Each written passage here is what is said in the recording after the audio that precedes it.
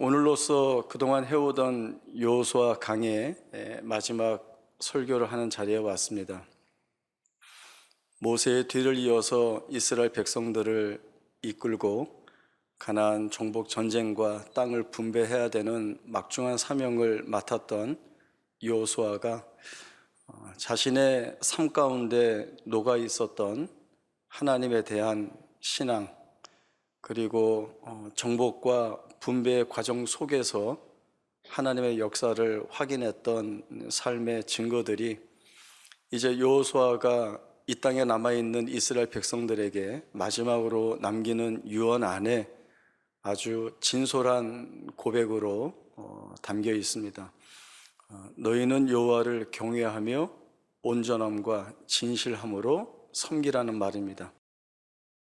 하나님께서 아브라함을 불러 언약을 맺으시고 이삭과 야곱 그리고 이스라엘 백성들에게 가장 강력하게 자신을 드러내 주시는 말씀은 나는 너희의 하나님이다 라고 하는 말씀이었습니다. 보통 사람들이 섬기고 있는 우상들은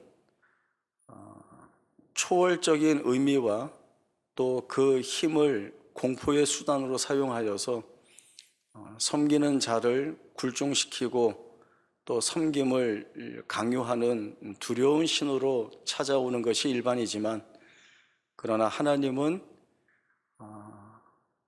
자기 백성을 사랑하신다라고 하는 마음을 드러내 보여주시고 그들의 삶 가운데 이 같은 사실을 드러내 보여주심으로 인하여서 하나님의 백성으로 부름받은 자들이 이 하나님으로 인하여 복되게 사는 것이 무엇인가를 자신의 삶 속에서 확인받기를 원하셨습니다. 그 증거가 이스라엘 백성들의 모든 삶 가운데 하나님의 일하심이 녹아드는 것인데, 이들이 먹을 것이 없을 때에는 하늘을 열어 양식을 내려주시고 마실 물이 없을 때에는 바위를 깨워서 마실 수 있는 물을 내어주시고, 또 이들이 전쟁해야 할 때에는 그 전쟁의 승패가 칼과 창에 달려있는 것이 아니라 하나님에 대한 믿음이 우선되어야 한다는 것을 늘 보여주셨습니다. 그래서 이스라엘 백성들은 전쟁이 있을 때마다 칼과 활을 준비하는 것이 아니라 이 전쟁이 하나님께 달려있음을 믿는 것으로 그 전쟁에 참여해야 했습니다. 가나안 북쪽에 거하던 하솔왕 야빈은 가나안 중부와 남부를 정복한 이스라엘의 기세에 위협감을 느끼게 됩니다. 이제 이들이 당연히 북쪽으로 올라올 것을 예상하고 있었기 때문에 자신들뿐만 아니라 북쪽에 거주하고 있는 평지와 산지의 모든 부족들을 다 모아 대항하고자 합니다. 이 부족들 또한 자신들의 생사의 운명이 이 전쟁에 걸려 있음을 알기에 끌어모을 수 있는 모든 군사들을 다 이끌고 나왔기 때문에 그 수는 가히 많았습니다. 성경에 기록한 바로는 해변에 모래와 같이 그 수가 많고, 그리고 말과 병거도 많았다라고 하는 기록을 하고 있습니다. 전력으로 보면 절대적인 열세의 이스라엘 백성들이 있습니다. 그러나 이 전쟁에서도 하나님이 이스라엘 백성들에게 보여주시는 것은 너희 눈에 보이는 두려움이 너희에게 진정한 두려움이 아니다라고 하는 것입니다. 그 시대의 모든 전쟁이 칼과 활에 달려있는 것처럼 보이지만, 또 지금도 너희 앞에 너희보다 훨씬 많은 수요의 군인과 그 시대의 강력한 무기라고 할 수 있는 말과 병거가 심히 많지만 이 두려운 것들이 너희를 두렵게 만들지 않을 것이라고 하는 약속을 하나님이 주시고 있습니다. 그 약속은 심히 간단 명료합니다. 그들로 인하여 두려워하지 말라라고 하는 겁니다. 하나님께서는 내일 이맘때에 그들을 다 너희 손에 붙이겠다는 말씀을 주시죠. 내일 이맘때라고 하는 시간을 말씀하시는 것은 너희의 승리가 이미 확정되어 있다, 그러니 두려워하지 말아라 라고 하는 증언으로 이스라엘 앞에 주시고 있습니다. 이스라엘 백성들이 하솔왕 야빈이 모은 연합군을 이길 수 있었던 것은 다른 데 있지 않습니다. 하나님께서 그들을 이스라엘의 손에 넘기셨기 때문입니다. 하나님이 다 넘기셨습니다. 그리고 여호수아는 이스라엘 백성들과 함께 하나님이 명령하신 모든 명령에 순종합니다. 그들과 나아가서 싸우고 하나님이 말씀하신 대로 말 뒷발의 힘줄을 다 끊고 병거를 불사릅니다. 이 모습을 9절에서는 하나님이 말씀하신 대로 여호수아가 다 행하였다라고 말씀합니다. 제 성경에는 이 행하여라고 하는 이 단어에 빨간 줄로 동그라미를 여러 번 쳐놨습니다. 왜냐하면 여기가 중요하다라고 하는 그런 생각이 들었기 때문입니다. 이 전쟁에서 두 가지 중요한 의미를 돌아볼 수 있습니다. 첫 번째는 하나님이 주시는 명령이 있다는 겁니다. 하나님이 주시는 명령이 있습니다. 이 명령에 순종해야 하나님이 이스라엘 백성들에게 드러내시는 유효한 결과들을 맛볼 수 있습니다. 그리고 두 번째는 이 순종이 이스라엘 백성들에게는 무엇보다도 중요하다는 것입니다. 자신들이 이 전장에 뛰어들어야 합니다. 그리고 자신들이 칼과 창을 들고 이 전쟁에 목숨을 걸고 임해야 합니다. 두렵죠? 두렵습니다. 전장하기 위해 나아갔는데 내가 마주보고 있는 적군의 수요가 우리와 비교되지 않을 정도로 편만하게 저 뒤가 보이지 않도록 적들이 가득 차 있으면 어떤 생각이 들겠습니까? 충분히 이해 가능한 생각입니다. 이 전쟁에서 우리가 이길 가능성이 없다. 우리는 이 전쟁에서 죽을 것이다 라고 하는 겁니다. 그러나 그 마음을 가지고 이 전쟁에 뛰어들어야 합니다. 왜냐하면 이 전쟁을 두려운 전쟁이 아니라 승리하는 전쟁으로 만들겠다는 하나님의 약속, 지금까지 여러 전쟁에서 확인시켜 주신 그 하나님의 약속이 이 전쟁에도 주어지고 있고, 이 전쟁에 주어진 그 약속이 지금까지 그려왔듯이 반드시 성취될 것이다 라고 하는 이 믿음으로 임해야 하는 것입니다. 그러니 두려워하지 않고 임해야 합니다. 이 두 가지의 중요한 내용은 그 현실을 살아내는 이스라엘 백성들에게 보여주고 각인시키는 내용들이 있습니다. 그것은 내 삶에서 역사하시는 하나님입니다. 내 삶에서 친히 역사하셔서 하나님이 원하시는 결과를 만들어 우리의 삶에 뒤덮여 주시는 하나님의 놀라우신 역사를 그 자리에서 경험하고 보아야 한다는 것입니다. 이것은 단순한 전쟁에서의 승리의 결과를 가져오는 것이 아니라 하나님에 대한 깊이 인식되는, 결국 하나님에 대한 믿음이라고 하는 것은 내게 하나님이 어떤 하나님이신가를 확실히 알 수 있는 내용으로 삼는 것입니다. 이 하나님에 대한 이해와 납득과 믿음이 앞으로 내가 어떻게 살아야 하는가에 대한 모든 내용들을 결정하는 근거가 되기 때문에 그렇습니다. 오늘 설교 본문의 말씀을 보면 여호수아가 사는 날 동안, 그리고 하나님께서 우리 안에서 어떻게 역사하셨는가라고 하는 것들을 다 아는 자들이 생존하는 날 동안에 이 이스라엘 백성들이 하나님을 섬겼다는 이야기를 하고 있습니다.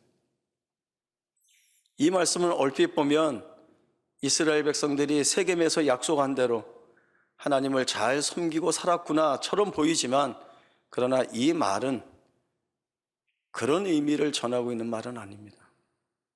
여호수아가 죽은 후에, 그리고 하나님께서 이스라엘을 위하여 행하신 모든 일들을 기억하는 세대가 죽은 후에 그 뒤를 잇는 세대들은 하나님이 자신들의 삶 가운데에서 무엇을 드러내셨는지, 그리고 그 일을 설사 경험했어도 그것이 하나님의 역사라고 하는 사실, 이 고백을 이끌어내지 못했기 때문에 자신들에게 하나님이 어떤 하나님이신지를 전혀 모르는 세대가 되었다. 결국 하나님을 섬기지 못하는 세대가 되었다라고 하는 자조 섞인 후회와 탄식이 섞여 있는 말씀인 것입니다.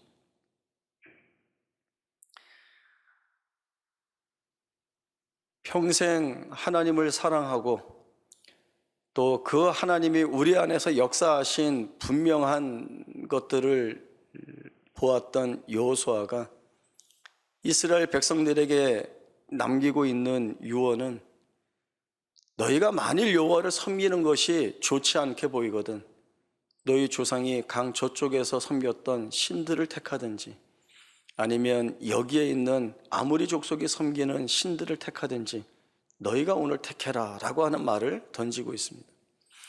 그러나 이 여호수아의 말씀을 묵상을 해보면 너희의 선택의 권리, 너희에게 주어진 자유이니 너희가 마음대로 택해라, 나는 너희의 결정을 존중하겠다라는 차원에서 이 선택의 질문을 던지고 있는 것은 아닌 것으로 보여집니다. 왜냐하면 하나님을 버리고 우상을 따라갔을 때에 그 이스라엘 백성들이 처하게 될 자리가 어떠한지는 그 누구보다도 이 여호수아가 잘 알고 있기 때문입니다. 아무리 아름다운 약속의 땅에 거하지만 우상을 쫓아간다면 이 아름다운 땅이 너희를 토해낼 것이다. 가나안 거민들을 진멸시키신 것처럼 하나님이 너희를 진멸시키실 것이다 라고 하는 사실을 잘 알고 있기 때문에 너희가 선택하고 택해서 가라 라고 하는 그 말이 아니라 너희는 우상을 택해서는 안 된다, 너희는 하나님만을 택하여 섬기는 자들이 되어야 한다라고 하는 이 사실을 그 무엇보다도 강력하게 강조하고 있는 말씀입니다. 결국 선택권을 넘겨주는 말씀이 아닌 것입니다. 어떻게 알고 있죠? 너희 선택해라, 그러나 나와 내 집은 여호와를 섬기겠다라고 하는 말씀을 붙이고 있습니다. 히스기야가 유다를 통치할 때에 아수르 왕 산헤립의 전쟁을 겪게 됩니다. 산헤립이 유다의 여러 주요한 성읍들을 정복하면서 이제 예루살렘까지 올라왔습니다. 산헤립이 보낸 그 랍사게가 와서 이제 이야기를 하는데, 이렇게 아수르가 쳐들어온 배경을 먼저 좀 알아야 합니다. 아수르 왕 산헤립의 선왕인 사르곤 2세가 아수르 제국을 통치할 때에는 그 위세와 그 능력이 대단히 강력했습니다. 고대 근동의 모든 나라들이 이 아수르의 통치하에 있었고 조공을 바치는 것으로 나라의 안전을 유예받고 있었던 상황입니다. 그러나 사르곤 2세가 죽고 산헤립이 왕이 되었을 때에 신흥 바벨론 제국이 갈대아에서 일어나기 시작을 했고 또 이 아수르의 통치력이 약화되었다 판단이 되는 때였습니다.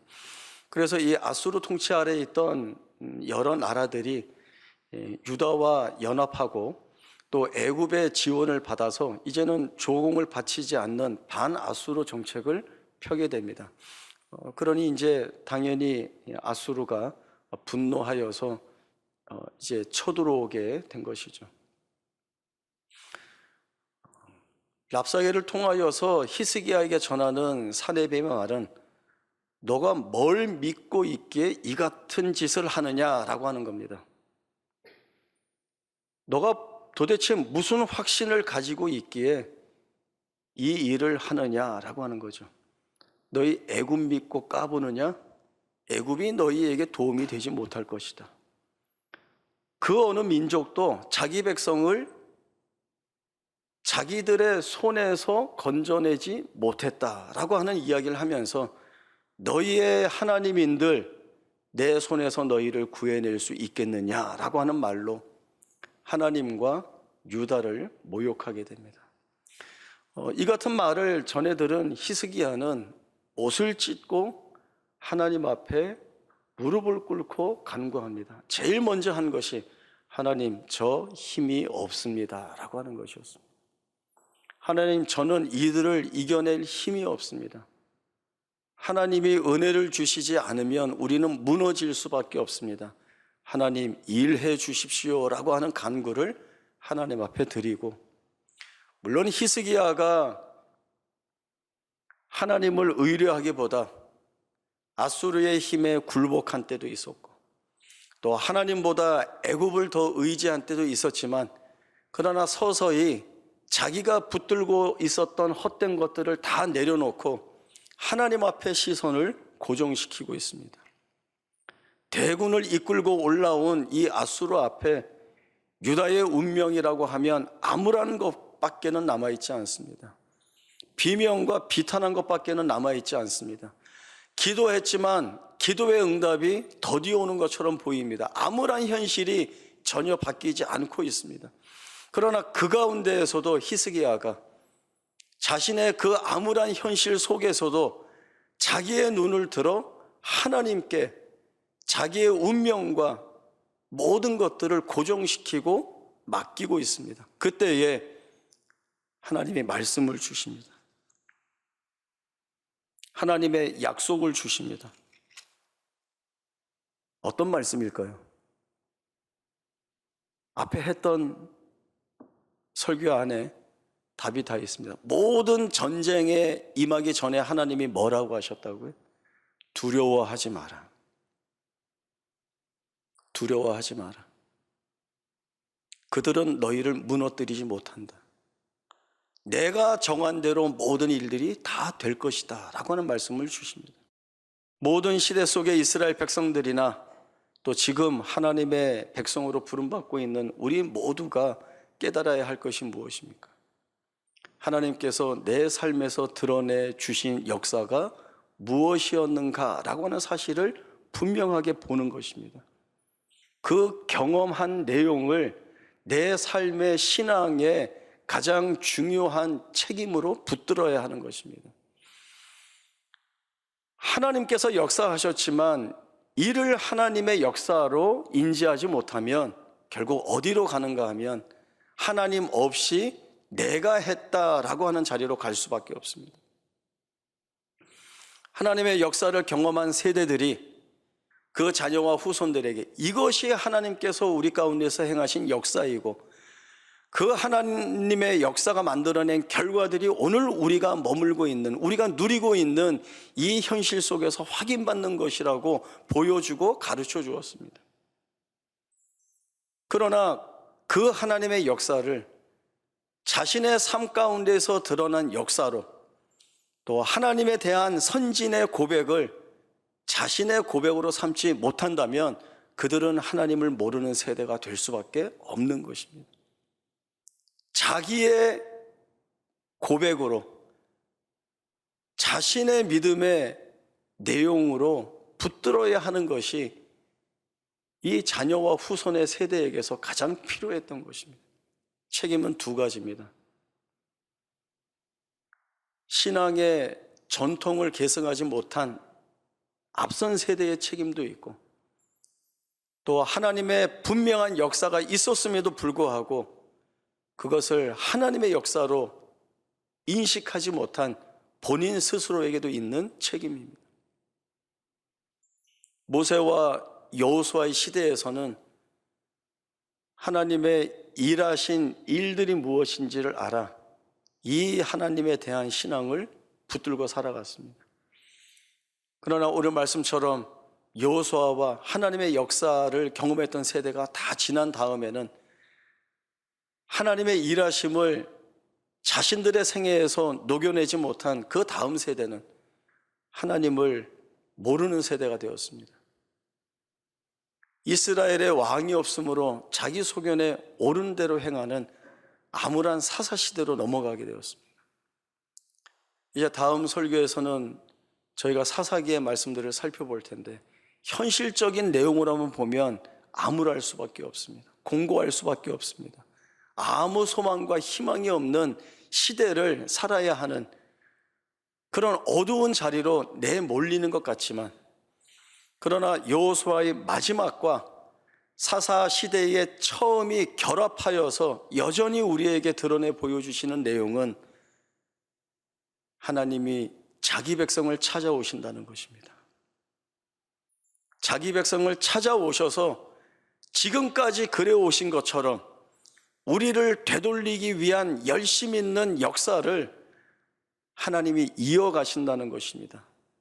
그런 면에서 보면 암울할 수밖에 없는 사사시대라고 하는 이 하나의 거대한 시대가 사실은 하나님이 그 어느 시대보다도 하나님의 역사와 그 역사의 은혜됨을 풍성히 부여주시는 세대가 된다, 시대가 된다라고 하는 것들을 우리에게 보여주십니다. 하나님이 그 일을 하시니까 그냥 여기 편하게 가자? 그럴 수 없습니다. 우리 어떻게 가야 됩니까? 여전히 우리 가운데 있었던 이 하나님이 행하신 일들에 대한 이해를 날마다 묵상하고 그 깊이를 깊어가게 하여서 하나님에 대한 믿음과 신앙을 더욱더 시간이 흐르면 흐를수록 견고하게 만들어내는 자리로 우리의 삶을 이어가게 해야 됩니다. 그리고 이러한 우리의 삶을 우리의 자녀들이 분명하게 볼 수 있도록 우리의 삶을 자녀들의 눈앞에 드러내야 합니다. 그래서 우리의 자녀들이 부모의 삶의 모습을 보면서 보아야 하는 것은 우리 부모가 제일 고통스러운 시간에 있을 때에 무엇을 했던가, 그 고통스러운 문제를 해결하기 위해서 자기가 어떻게든 풀어내기 위해서 이리저리 뛰어다녔던가, 아니면 그 모든 것들을 하나님께 맡기고 무릎 꿇고 기도했던가, 이 사실을 자녀들에게 보여주어야. 그리고 우리의 자녀들은 우리의 부모가 그 고통 속에 있으면서도 하나님 붙들고 살기 때문에 거기에서조차도 감사한다는 기도를 하고 감사의 찬송을 하나님 앞에 올리더라 라고 하는 이 기억을 가져야 자신들의 삶 속에서 일하시는 하나님의 모습을 찾아낼 수가 있는 것입니다. 사실 우리의 자녀들의 모습을 생각한다면 염려스럽고 근심스러운 부분들이 훨씬 더 많습니다. 내가 만났던 하나님을 이처럼 깊이 만날 수 있을까? 이 하나님과 어느 자리에서든 즐거운 교제를 누려갈 수 있을까? 우리만큼 할까라고 하는 그 염려가 있죠. 그러나 염려하지 마십시오. 우리 부모님들이 우리 보고 그 고민하셨거든요. 그런데 하나님 우리에게 찾아오셔서 우리 부모님 세대들에게 하셨던 그 역사 이상으로 역사하셔서 결국 우리를 이 자리까지 끌어오셨습니다. 그러니 이 하나님이 우리의 자녀와 후손들의 삶도 그렇게 끌어가실 것입니다. 암울한 시대 속에 나는 너희의 하나님이라 너희는 내 백성이라 약속하신 이 하나님께서 이를 붙들어 일하실 것입니다. 그러니 오늘 우리가 무엇을 해야 합니까? 여전히 우리는 달라질 것이 없습니다. 하나님이 우리 안에서 얼마나 크게 일을 하시는지, 지금도 얼마나 넉넉하게 역사하시는지, 그리고 그 부어주시는 은혜가 오늘 나를 이 세상 속에서 무엇을 붙들고 어떻게 결단하고 결심하며 사는 인생이 되게 하셨는가라고 하는 것들을 돌아볼 때 하나님이 하셨습니다. 하나님이 여기에 나를 세우셨습니다. 이 부르시고 세우신 자리에서 하나님의 자녀답게 하셨습니다. 오늘도 나의 비통하고 곤고하고 암울한 인생 속에서 하나님만이 나의 참된 주인이시며 하나님이 열어주시는 그 길을 통하여서 내가 오늘도 감사한 삶을 살아가고 있고, 이 길은 나뿐만이 아니라 우리의 자녀와 후손들도 걸어갈 것입니다 라고 하는 믿음 있는 고백을 할 수 있는 자리에 하나님이 우리를 세우셨습니다. 이를 붙들고 기도할 수 있는 것은 하나님은 아브라함과 이삭과 야곱의 하나님이십니다 라고 하는 고백입니다. 이 진지한 믿음 있는 고백을 붙들고 우리의 삶과 우리의 자녀와 후손들의 생애를 하나님 앞에 전적으로 맡기고 늘 말씀 속에서 그리고 기도하며 살아갈 수 있는 여호수아와 같은, 아니 그 이상의 믿음의 삶을 살아낼 수 있는 우리 모두의 복된 생애가 될 수 있기를 바랍니다.